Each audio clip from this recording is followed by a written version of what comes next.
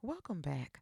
Today we're planting garlic and we're going to be doing a mix. We'll have some Enchelium red like we planted before, but I also ordered a mystery pack whenever they had those marked down at the seed stores back in the fall. So it's always cool to try to plant this different garlic and see how it turns out to compare the taste and the flavor of them. First, let's talk about some reasons why we may want to grow our own garlic as opposed to buying it from a store.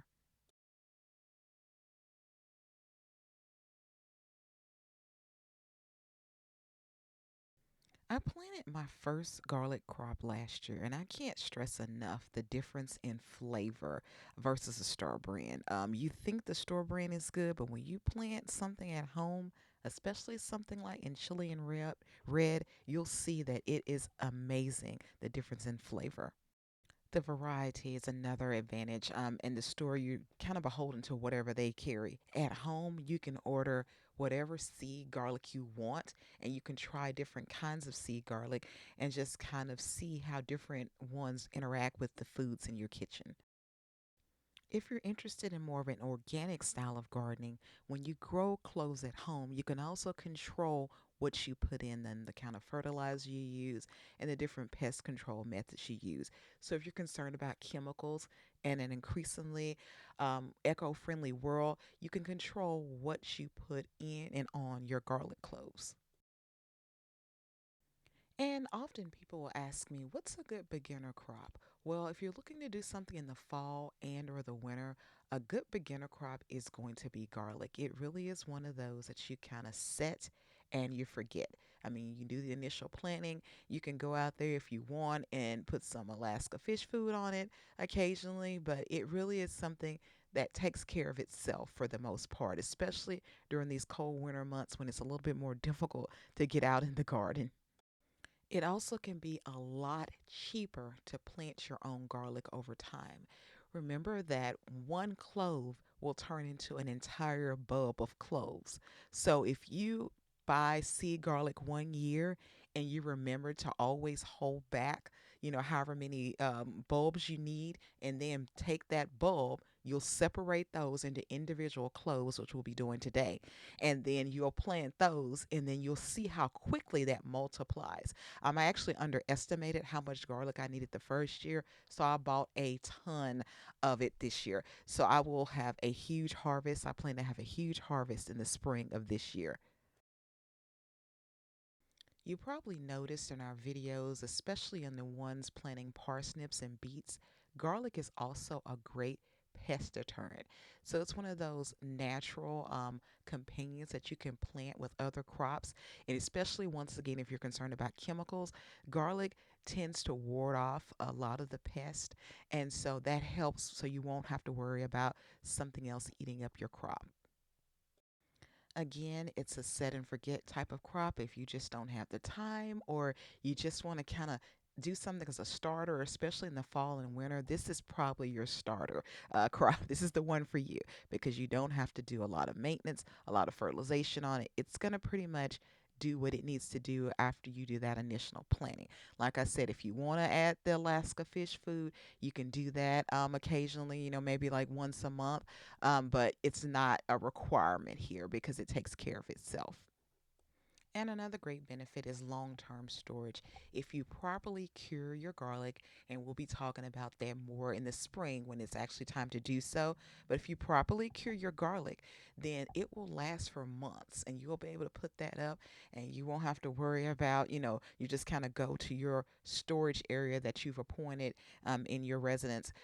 And now for a commercial break. I need your help, guys.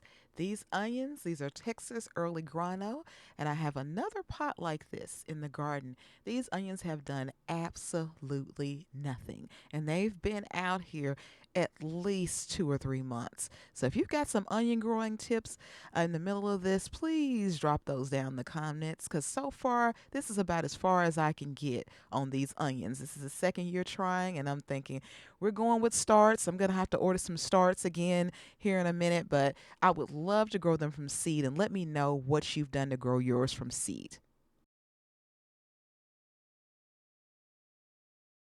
For our garlic, we start by using bone meal, and we're going to use our little handy paint stirrer from the hardware store to mark out 3 to 4 inch spaces. And we'll just pop our cloves into these spaces, but I like to go ahead and mark the spaces first with the bone meal. Makes it easier to see the spacing and exactly where to drop our garlic cloves. On to our garlic. Now, whenever you plant garlic, it's always important to pay attention to the bulb. Notice that this bulb has a pointy end that I'm actually showing you now, and then there's also a bottom end that's going to be flat. Always do it. Yeah, that bottom end is going to be where the roots come out. Always do it where that pointy end is pointing toward the sky.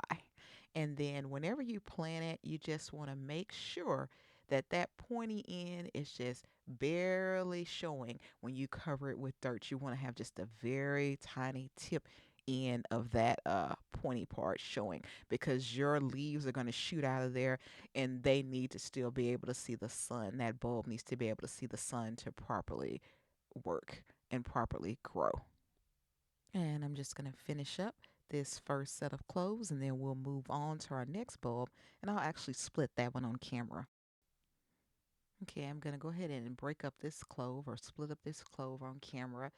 This is a different one. This is one of the ones that was in that pack I bought that was marked down back in the fall when some of the seed companies had leftover garlic cloves. So it's kind of like a mystery one. Of course, it does have a red hue. I don't know if it's really enchelium red though, because there's a couple of 2 or 3 different ones that are red like this.